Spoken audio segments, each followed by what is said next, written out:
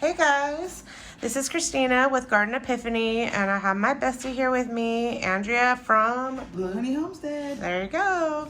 We're doing our second video of the seeds that we picked up at the National Heirloom Exposition. Baker's Creek was, I would say, the main seed supplier, seller, distributor there. Most of the stuff you can't order online, so we're kind of talking about it. If you are interested in getting any of these seeds, you can go directly to rareseeds.com, which is Baker's Creek, and order any of these for yourself. And let me tell you, this is not a sponsored video at all. Yeah, so we spent our own money purchasing these seeds. Yes. Or we received them in a seed swap. Yeah, exactly. So those were the two ways that we got seeds from the exposition. So we're going to get right into it. We're going to go right into watermelon. So I picked up two this time. I know this Mountain Sweet Yellow. It looks kind of orangey, but it's supposed to be a yellow fleshed watermelon. This year, I really did not give a lot of effort into my melons. The previous year, my melons were out of control.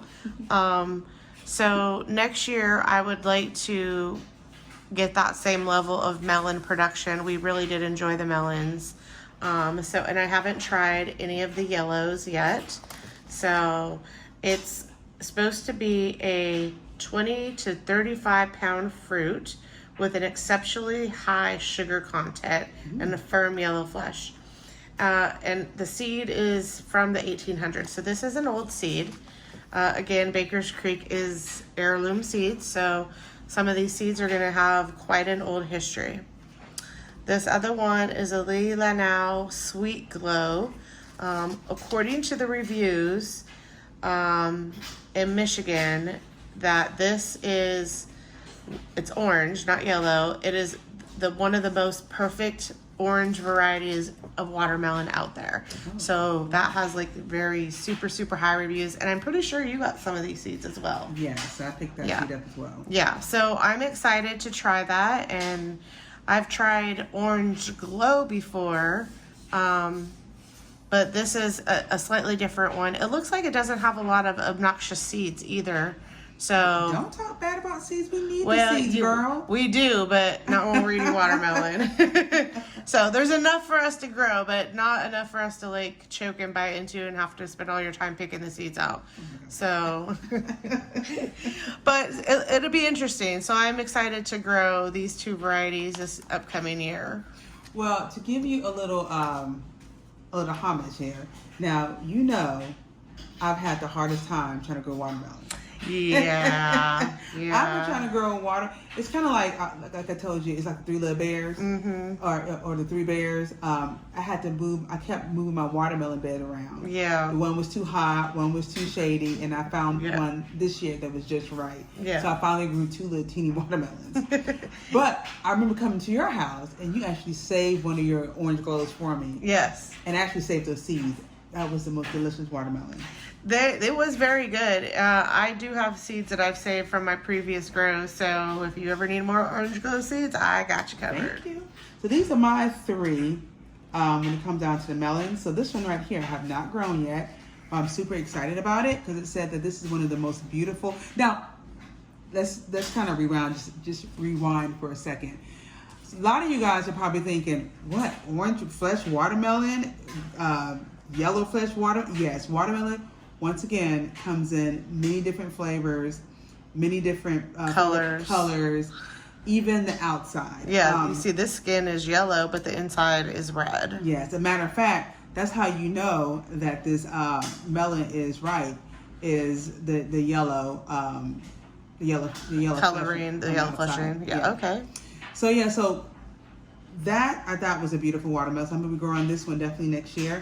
Now this one right here is, I never heard of this one before. Maybe some of you all out there have heard it before. Yeah, no, not the Mississippi Cobb Gem. I've not. But this one is boasting to be one of the sweetest watermelon. Now, everybody knows if you like watermelon, what you want is the sweetest watermelon. So this is what I wanted. So I'm like, sweet, let's go ahead and run with it. So I'll keep you guys posted on this one. But this is boasted of a high sweet watermelon. So we'll check this one out and see. Now this one right here, oh, go ahead. It looks like you have a cucumber in the melon pile there. Yeah, I was about to say that. And a lot of people are like, why does she have a cucumber in the melon? Well, actually, cucumbers are in the melon family. And this one right here, I've actually grown this before, and it wasn't prolific, but I grew a couple this year, and it was good.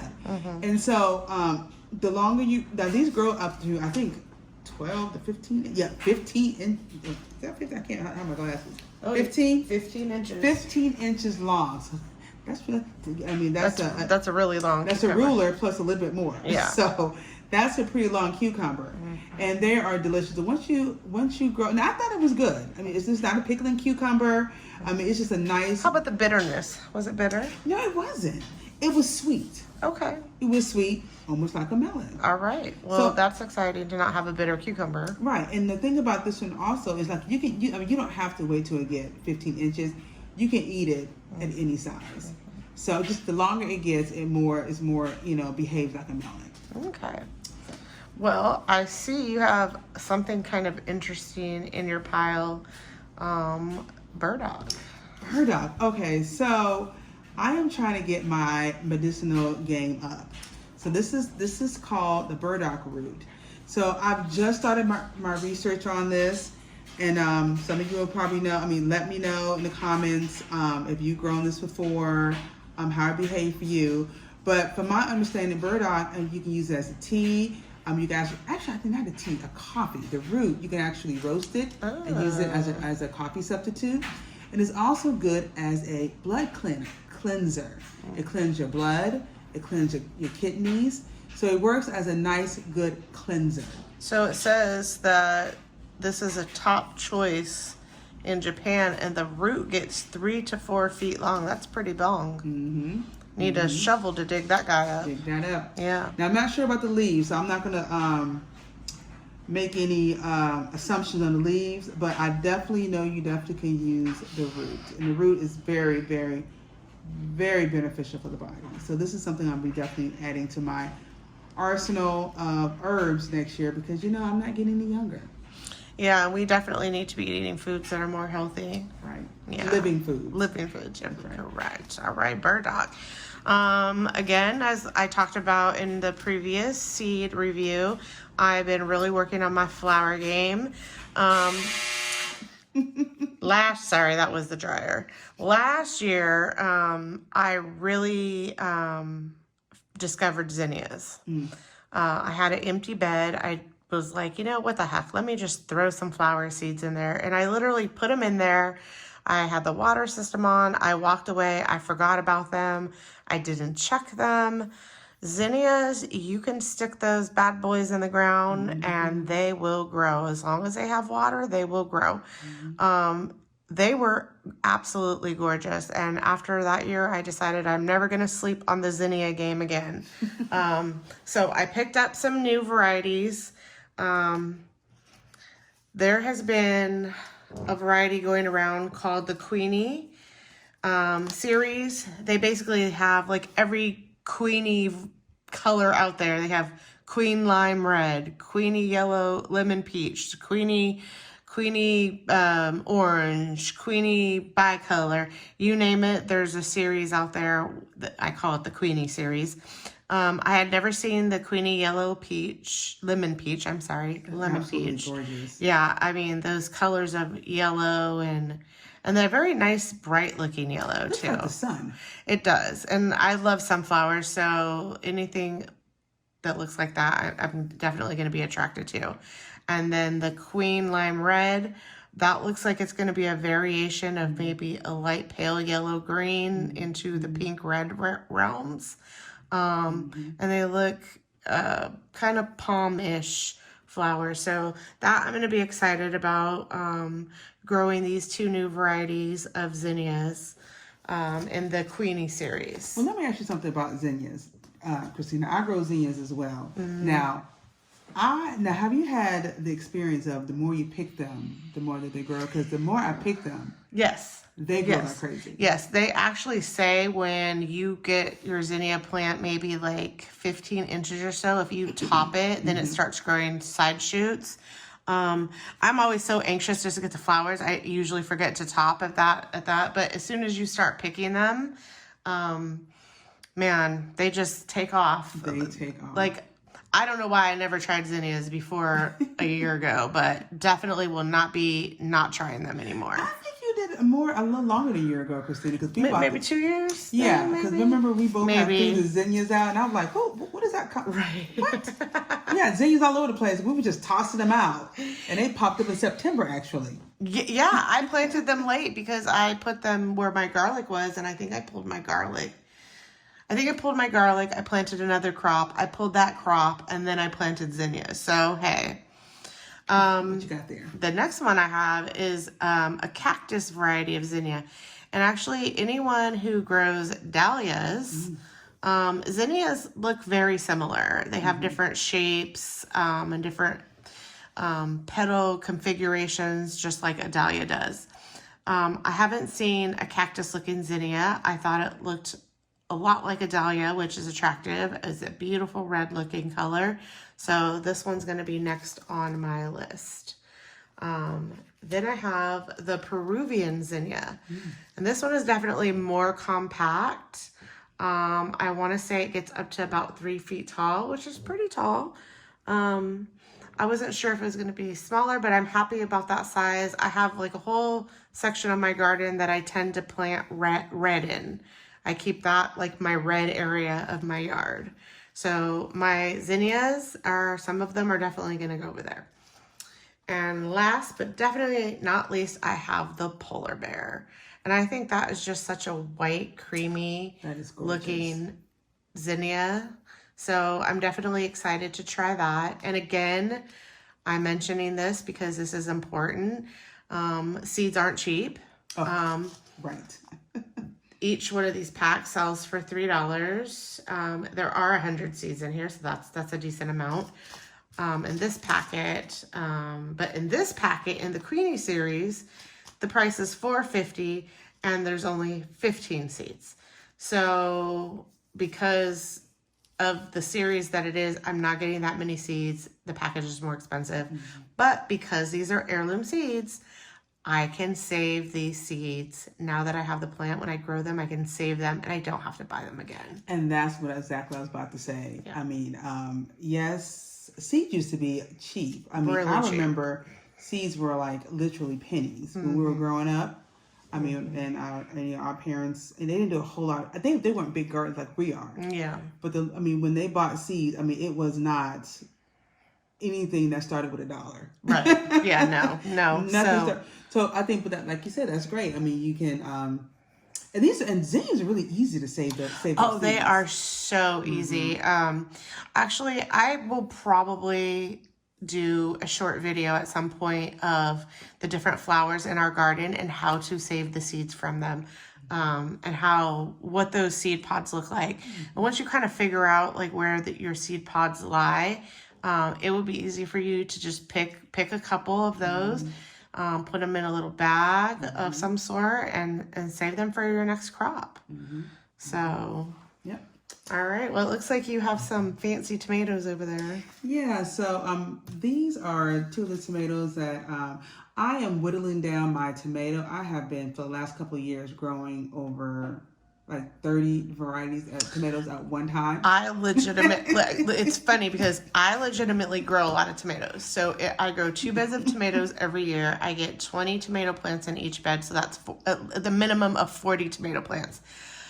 I called her one day and she was like, I have 100 tomatoes. And I was like, oh my gosh, where are you going to put these things? So yeah. And I found a place. She did.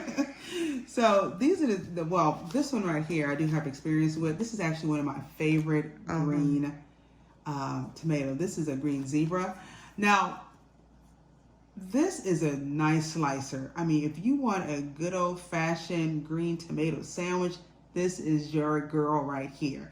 I always think that fruit are girls. That's the whole nother story.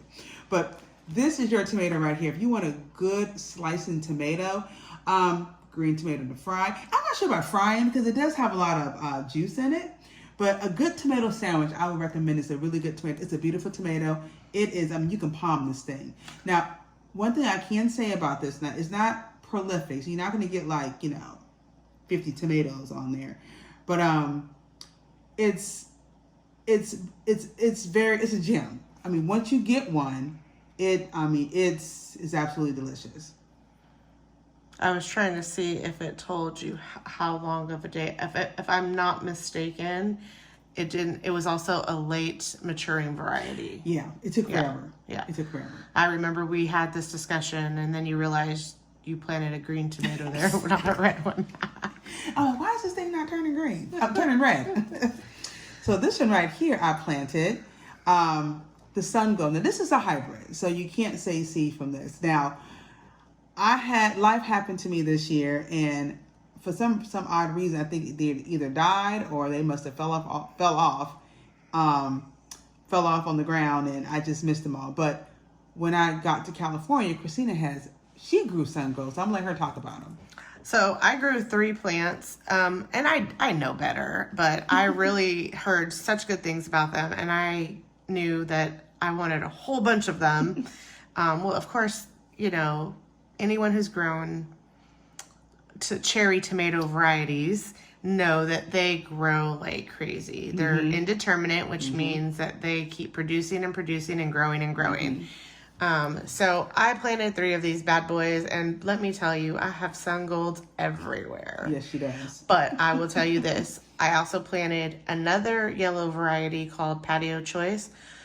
I don't even want that plant anymore. I was thinking I should just pull it up out of the ground and throw it away because the sun golds were so good.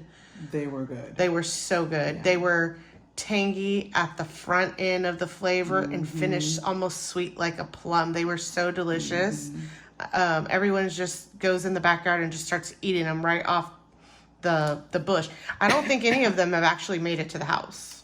Guilty, because remember you came out, you were like, you really put a dent in my sun gold. I'm like, sorry. Oh, no, please do. I have a lot more coming. Oh, my goodness. What else do we have over there?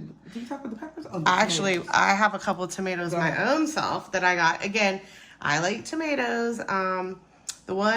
This is what they call a true beefsteak. So I haven't really grown just a true beefsteak, but the description says fat oblate fruit. Okay. Ideal for slicing. So I was like, let's just, it says features maroon or brownish purple flesh with a red center. Ooh. I just think it sounds good and yummy. And so it says, due to the heavy fruit, plants should be staked or caged. So basically don't just let them do whatever they want. Like this is a big tomato. And it's a big mama. Yeah, it's going to break your branches if you don't stake it. So I was like, well, hey, let's try it. We saw some gigantic, oh yeah. Yeah, you had the whole with 2 hand tomatoes. Yeah. Right. I'll have to go back and see if I took any pictures of these particular ones. I'm sure we did somewhere. Right. I'll have to go back and check it. The next one is Black Beauty. This one hails itself to be the darkest or blackest skinned tomato that there is. I grew that one actually. Did you? Mm-hmm. How was the flesh? It was dark. It was dark. Okay. And it was a delicious tomato. So this is going to be interesting for me because I'm not really going to know when it's ripe. So we're going to have a little trial and error, I'm sure, about trying to figure out when I'm supposed to pick this guy. Well, they start off green, and then this is what I experienced. They started top purple, and then they eventually kind of make the purple. The colors eventually makes its way down. Okay. Well, I'll have to look out for that one. Yeah. And then this one is a native tomato of Iraq. Ooh. So this is an import, so to speak. So I'm anxious to try the seeds for this guy. I think it'll be interesting trying some tomatoes that have originated in other countries that are not hybrids. Yeah, it looks. Oh yeah. Yeah. So this also will be one that I will be growing out and we'll be checking to see how it does in the hot temperatures. I kind of was thinking Iraq heat, like maybe this would be a good one for me in my climate. Right. Yeah, we get 100-degree days in the summer. So Yeah, but then would you classify your climate like desert like, or because I don't think I could push it as far as desert, Okay. but I definitely don't have the humidity of the South. Yes, you don't. Yeah, so Be glad. but I don't have.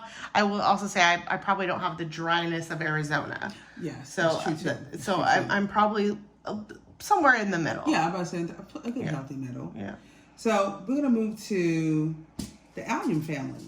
So normally you and I we purchase our onion starts, and because it's seeds. You can start onion from seed, sets, or starts. Yeah. Yeah. So normally we purchase from a amazing company. If you want to know, you guys can DM us and we'll let you know where we buy our starts from. But this year we're gonna start it from seeds. Yes. Yeah. Now, a lot of people fail at onions because they don't know they're growing. They're day length. Daily, that's right. Yeah. So depending on where you are in the country, In the world. yes, in the world, that's true. In the world, either you're gonna be short day, intermediate, or long day. So I'm in the South.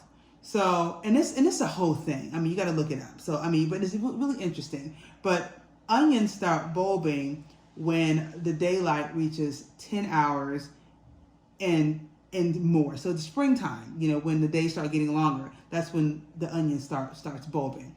So, but you have to look it up. So I'm in the short day range. Short day, I may be able to get an intermediate. But yeah, pushing in intermediate. Yes. Yeah. So if you've been having problems with onions, you may not be growing the correct onions for your Day length. Yes, for your region. Yeah. So with me being in Georgia, anything that says Texas, because Texas is right next door, I can grow. So I'm going to grow this. I'm going to start seeds actually in January. And it seems like quite a few seeds in here. Yeah, I think minimum 300 seeds. Yeah. Yeah. So that's going to be a lot. And I got 2 packs of these. And we like onions. So I'm going to probably do a video about this when I start seed and when we separate them and put them in the ground. But everything I've read, this is my first time growing onions from seed. But I hear this is how you get those big honking palming onions. So this is what I want. So what about you, Christina? Yeah, I think I was kind of going about the seed situation a little different. I was going about it thinking that I needed to just plant my seed in a flat, not in sectioned planting trays. Yes. Yeah, starting trays. Yeah. I was just planting them like in a big flat. Okay. And my watering was never consistent because I had to water like the whole thing. What I realized by watching other people is that when onions are really small, you can pull them apart and separate them. So you could kind of like just throw a bunch of seeds in one little 6-pack container compartment. Or just one pot. Yeah, and then when they start to come up, you can pull them out and separate them and then plant them as you would, like how we plant our starts. So that's kind of how I'm going to try this year. That way I have more control over when I get them in the ground. I always get my onion starts and then something's going on and I'm never able to like get them in the ground when they need to be. I feel like it kind of gives me a little bit of a deficit because I'm working off of someone else's timetable. But by growing my own, I think, or I'm going to attempt it, but hopefully it will work out a little bit better with my own schedule. We're going to be successful. Yeah. So, we're going to anyways, that into we'll give you an update on this because this will be interesting. My day length is long day or intermediate day. So we can kind of grow some of the same ones if they're intermediate, but for the most part, we grow different varieties because of our day length. Right. So once again, just because you live in a certain region, you have to check the back of this onion pack and make sure that you are, because I live in Georgia and we're definitely short day intermediate, And I have picked up packages, and it was long day. We cannot grow long day. Yeah. onions. And a lot of times you just get seeds from the store or big box stores or wherever you buy your seeds. They don't tell you what day length the onion is. Your zone doesn't matter with onions. Does not. Your day length does matter with onions. So even some onion sets that you get, they're not going to tell you the variety or what day length they are. So if you've ever struggled with growing onions, that's probably why. Yep. Yep. So the last thing I think I am going to grow is leeks. So I have never grown leeks before. You know, I've seen them in the store. I love them in soups. And so I'm really interested to see what fresh leeks actually taste like. So I don't have much experience on this, so I can't talk a whole lot on it. But, you know, pretty much everybody have had leeks before. So, but just really great for the winter. I think it's too late for the leeks now. From my understanding, I'm reading it. It says harvest in December. So I think I'm a little late for leeks. Missed the game this year. I missed it. So I'm going to try this. I'll be buying leeks this winter again, and I'm gonna try this next winter. Yeah, you'll probably get some good recipes to use with your own leeks. I have plenty of time to plan for that. Plenty of time. All right, so I have a couple of things. The first one is I bought an orange spice jalapeno. I just thought that was like kind of interesting, a sort of ornamental, which it did say they were ornamental, but they produce decent sized jalapenos. The heat is middle of the ground for a jalapeno, which I think is nice. Sometimes in your pepper recipes, you would like a pop of color. And with the heat of a jalapeno, I think this is a good option. So I'm going to try that this year. And then the other two things that I'm going to try, I was highly unsuccessful this year. I had an idea of how I was going to go about growing my cucumbers. It did not work out. That's a whole nother story. I got one cucumber and it was okay, a smidge bitter, not horrible, which has been better than what it's been in the past. But I'm also wanted to try my hand at pickles. Well, that didn't happen. I did actually replant some cucumbers that are growing pretty successfully right now. So when I get home from the Heirloom Exposition, I will hopefully have a better update about what those pickles look like. But you know, those cucumbers you grew were delicious because you made me and the kids a cucumber tomato salad was out of this world. Yeah, so, and that was the only one I got. So, yeah.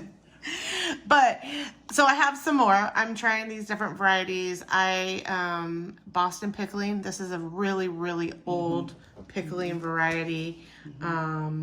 I've heard a lot about it. Dates back to 1880. So give large yields of smooth green fruit, excellent for pickles, very crisp and good quality. Definitely what I'm looking for. And then this one is a all around. It's a Polish variety, but it could, if you let it grow a little bit bigger, it could be a slicer. If you pick it young, it could be a pickling.